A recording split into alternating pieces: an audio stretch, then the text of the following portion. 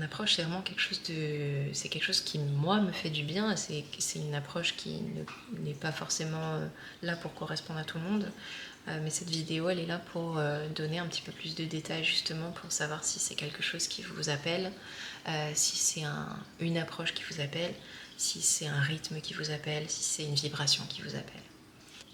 Pour ceux qui ne me connaissent pas encore, je m'appelle Angélique et je viens de la danse chorégraphiée. J'ai grandi en commençant par la danse classique. Très rapidement, je suis passée à la danse moderne jazz et j'en ai fait pendant plus de 10 ans. Je suis passée ensuite au contemporain et au hip-hop pour finir. Et ce que j'ai toujours, pas toujours, mais en fait ce que j'ai découvert au fur et à mesure, c'était que la danse chorégraphiée, ça m'enfermait beaucoup trop dans une certaine recherche de forme et de performance, qui pour moi, ça me permettait jamais à 100% d'exprimer moi, ma créativité, mon mouvement, ce que mon corps avait envie d'exprimer, mon rythme. Et en parallèle de ça, ma relation à mon corps, elle a été de plus en plus, elle s'est dégradée de plus en plus à partir de ma préadolescence, pour tout un tas de raisons. Et voilà, ça allait de pair. Il y a eu la danse chorégraphiée qui m'enfermait dans des codes, et il y avait cette comparaison aux autres, les miroirs à chaque fois qui me renvoyaient à une image de mon corps qui ne me plaisait pas ou qui ne me mettait pas à l'aise, qui renforçait cette comparaison que j'avais avec les autres danseurs et danseuses que j'avais autour de moi. Et j'ai voulu du coup casser ça et sortir de cette recherche de performance, pour pouvoir trouver une forme d'expression qui me soit propre, et trouver un cadre qui permette de me développer et de m'exprimer exactement ce que j'avais à l'intérieur de moi, ce que je voulais exprimer. La relation à mon corps, elle a été de plus en plus dégradée à tel point que je me sentais dissociée. Je sentais vraiment que toute l'énergie, elle se passait dans ma tête. Et que j'avais plus aucune communication avec mon corps, plus aucun lien avec mon corps, en tout cas pas positif du tout, et pas serein, à tel point que quand je me regardais dans le miroir, je parle de ça, j'avais une vingtaine d'années, je ne reconnaissais pas l'image que me renvoyait le miroir, je ne reconnaissais pas le corps que j'avais en face de moi dans le miroir. Et c'était hyper perturbant comme sensation de me dire, je vois ce corps, mais je sais pas à qui il est, mais j'ai pas l'impression que ce soit le mien. C'est pas possible que ce soit le mien, je me sens pas connectée. Donc ça a été un point d'alerte pour moi de me dire, j'ai un corps dans lequel je suis, mais c'est pas le mien. Et donc je me suis nourrie de tout un tas d'expériences et d'apprentissages ensuite à partir de mes 30 ans. Qui m'ont permis ensuite de développer donc des expériences de danse libre, d'apprentissage de danse libre non chorégraphiée, non codifiée, qui m'ont permis de trouver en fait ma propre approche, de faire ma propre tambouille et ma propre approche, qui me permettent de me reconnecter à mon corps et de rétablir cette communication avec mon corps pour pouvoir ensuite le laisser s'exprimer et du coup m'exprimer moi et exprimer ma créativité, exprimer aussi mon essence. Au-delà d'exprimer ma créativité, ce qui s'est passé, c'est que c'est venu soigner en parallèle évidemment d'accompagnement, de suivi et d'un travail de développement personnel en parallèle. C'est venu vraiment soigner ma relation à mon corps. Et maintenant, quand je me regarde dans un miroir, mon corps m'appartient. Et j'ai vraiment cette union-là entre ma tête et mon corps, mon esprit et mon corps. Je sens que mon âme s'exprime aussi à travers. Enfin, voilà, il y a une union en fait qui s'est faite à travers cette approche et cette pratique.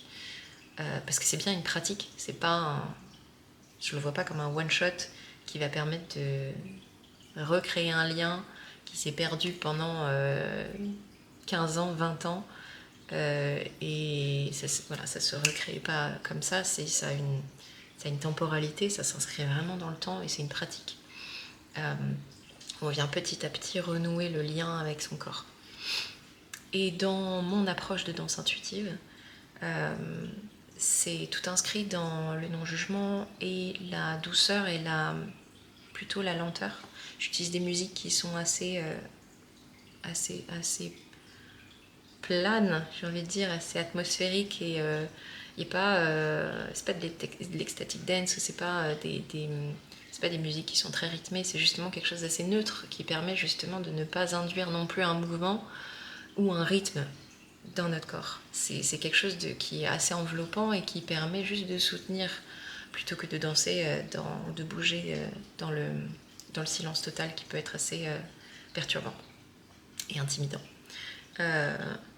Donc on commence toujours par un temps d'ancrage. J'invite à chaque fois les personnes à se recentrer, à revenir dans le corps, à lâcher le mental, à lâcher la to-do list, à lâcher les ruminations, à lâcher voilà, tout ce qui perturbe un petit peu le mental. Donc il y a un temps d'ancrage pour revenir dans l'instant présent, pour revenir dans le corps. Il y a plusieurs respirations profondes pour détendre, apaiser le système nerveux. Voilà, c'est des choses aussi qui sont empruntées au yoga et à d'autres pratiques de connexion de corps-esprit. Et le souffle, la respiration, va venir soutenir tout l'atelier, toute la durée de l'atelier, et faire un point d'ancrage à chaque fois qu'on repart dans le mental. On peut se reconnecter à ce souffle qui est tout le temps présent et qui permet à chaque fois de revenir sur le corps. Parce que le souffle, la respiration, c'est un mouvement, c'est une sensation. Donc de se reconnecter à la respiration, c'est aussi emprunté à la méditation. Ça permet de revenir dans quelque chose de présent, dans quelque chose de corporel, et de sortir du mental.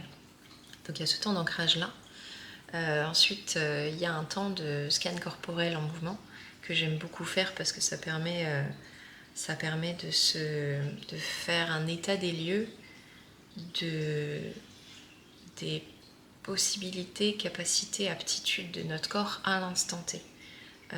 Et ça se passe vraiment comme un scan corporel. On vient poser la conscience dans chaque partie de notre corps au fur et à mesure et explorer les différents mouvements et différentes orientations, possibilités des articulations et sensations que ça fait au fur et à mesure pour pouvoir avoir une image mentale globale de notre corps. Remettre la conscience à chaque fois dans chaque point au fur et à mesure, c'est comme si on remplissait le corps de conscience.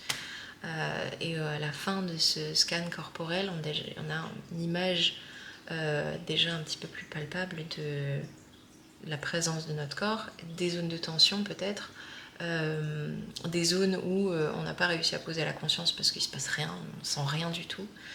Donc voilà, ça fait un peu une image du corps. Et après ça, on a une exploration libre où j'invite vraiment les participantes à revenir peut-être sur les zones de tension qu'on a scannées avant pour apporter un mouvement, le mouvement le plus agréable possible. Et ça, le corps, il sait très bien faire. Il est naturellement doué et apte à faire les mouvements qui viennent détendre. Et en fait, on va se connecter à cette sensation agréable de détente et de massage un peu intérieur de tous les tissus, des muscles, des fascias. On vient un petit peu remettre, malaxer, un peu palper de l'intérieur ces zones de tension, remettre de la conscience dans les zones qui étaient un peu inertes. Et ça, c'est exploration libre, ça permet chacun, chacune à son rythme, en son temps, de bouger, de faire des mouvements qui font du bien. Vraiment, c'est ça le maître mot, c'est des mouvements qui font du bien. Et à la fin de cette exploration libre, à la toute fin, on a un retour au calme avec un temps d'intégration en position allongée, comme un shavasana du yoga, qui permet ensuite de décanter et de venir se redéposer sur le sol, déjà de se sentir un peu soutenu et d'intégrer. C'est vraiment comme si on avait agité une boule à neige et qu'on laisse la neige redescendre. Il y a quelque chose de très apaisant et d'intégration. Avec un petit temps de partage optionnel à la fin. Voilà pour tout ce que je voulais dire. Si vous avez des questions, si vous avez des partages particuliers ou des choses à me dire, n'hésitez pas. Ça m'intéresse de partager et d'échanger avec vous. Et je vous souhaite une très belle journée. À très vite.